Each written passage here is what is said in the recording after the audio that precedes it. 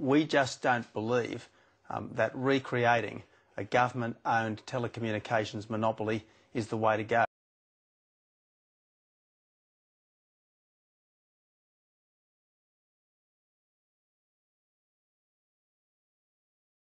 How much of that shitty deal did you sell to your client?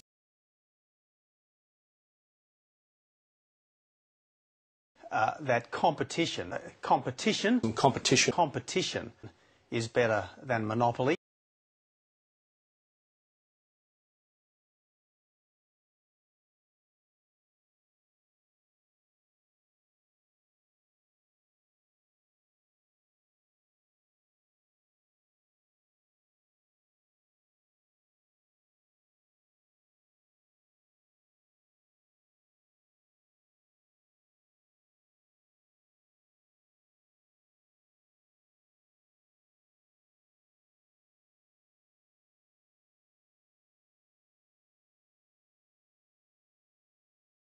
We've made clear with our $2 billion wireless investments that those existing players are welcome, of course, to come forward, and they may well make a bid for one or both of those opportunities to use the spectrum to deliver those services. How many hundreds or thousands of towers would you have to build?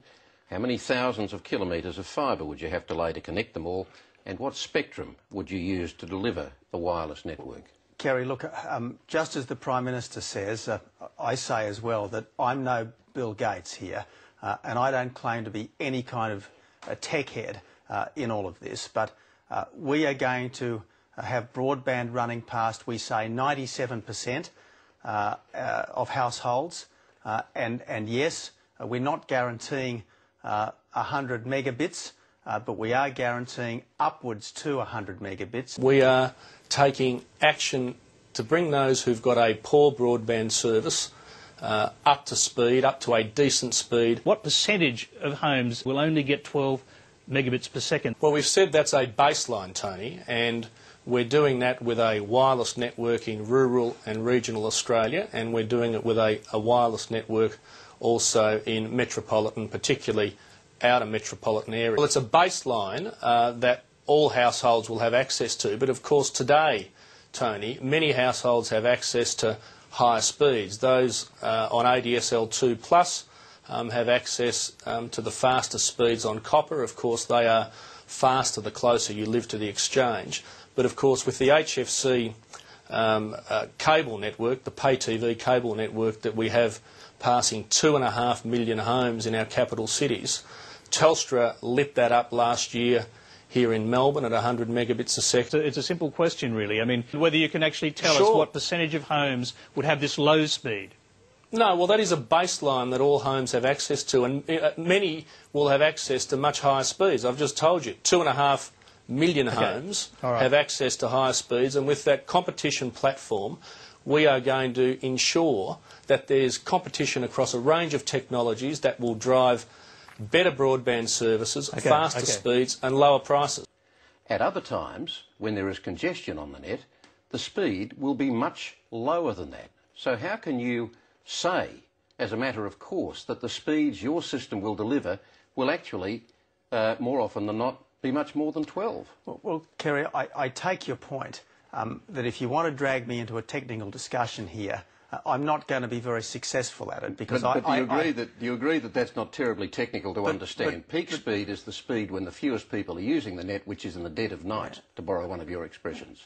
Okay, but what I'm saying is that our system is going to cost vastly less, but it will be there quicker than Labor's system, and it doesn't put all Australia's eggs in the basket of one particular technology. When you say it'll be there quicker than Labor's system? 2016. Labor's already rolling its out now, so it's started. And that's why industry analysts have pointed out this is an incredible spend by government by world standards. There's nothing comparable to this level of government intervention. And that $43 billion, that is just the starting point. As one analyst pointed out just a couple of weeks ago, it would not be unusual to see a blowout of 50 to 100% in the cost of building the network. We've got one analyst that Tony and Tony Abbott like to try and claim. Your plan, according to at least one expert that I'm happy to quote and identify, would return Australia to a broadband backwater. Professor Rod Tucker from Melbourne University had this to say today, quote, "The idea that we could use very fast broadband based on mobile technologies and existing fibre defies the laws of physics, and it won't be anywhere near as fast or as efficient." Well, Professor Tucker also says this, quote, "Building a broadband network will, as the government has pointed out, have the same kind of transformational impact as the railways in the 19th and 20th centuries, but doubters and naysayers seem intent on living in the past." He also says, quote, "Broadband technologies are poised to transform society in ways we don't yet fully understand."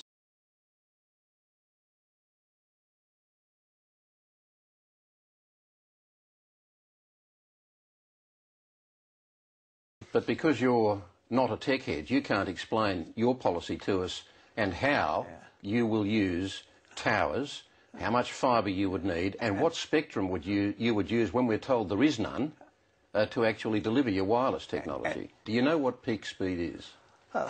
Again, if you're going to get me into a technical argument, I'm going to lose it, Kerry, because I'm not a tech head. My communications spokesman addressed the National Press Club. There was an extremely long press conference with him and the Shadow Minister for Finance, and I do not have the same level of technical competence in this area. Tony refused to answer your question. How many homes are going to get what he describes as a baseline, which is a peak speed, not an actual speed? If you're standing in the laboratory underneath the tower at midnight on a Saturday using it by yourself, you might get his baseline speed. That's a peak speed.